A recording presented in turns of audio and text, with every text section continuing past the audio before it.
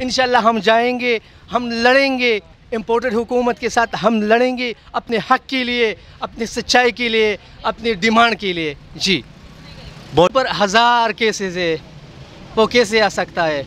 उन्होंने मुल्क से गद्दारी की है, उन्होंने मुल्क को भेजा है, उन्होंने माशियत को तबाह किया है, तो वो कैसे आ सकता है? अगर वो नवाज शरीफ या इमरान खान? ज़ाहिर सी बात है 100% इमरान खान।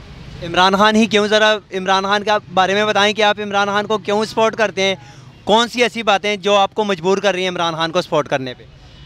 अच्छा, असल बात ये है कि इमरान खान और नवाज शरीफ की जो सियासत में, फर्स्ट ऑफ ऑल आपको मैं डिफरेंस बताता हूँ। डिफरेंस ये, इमरान खान की जो सियासत है वो अनलिमिटेड है, और नवाज शरीफ की जो सियासत है वो लिमिटेड है, वो अपने ख़ानदान तक महफूज है। दूसरी बात, वो मुल्क के लिए उनकी जो सोच है, अपने अवाम के लिए, अपने मुल्क के लिए। वो दूसरी की बात करें तो एवरीबॉडी नो अबाउट हिम कि भाई वो किस तरह बंदा है, जो तकरीबन वो इलाज के लिए जो लंदन गया अभी तक नहीं आया। अच्छा, लंदन गया, बहुत से लोग कह रहे हैं कि उसको इमरान खान ने भेजा है।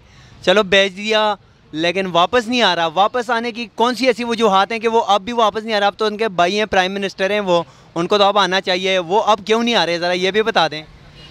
सर देखिए, उनकी तो मेरे ख्याल में उनकी, हमारे पास सिर्फ एक ही ऑप्शन है, ऑप्शन इज़ दैट वो जेल जाना पड़ेगा उसको। जी।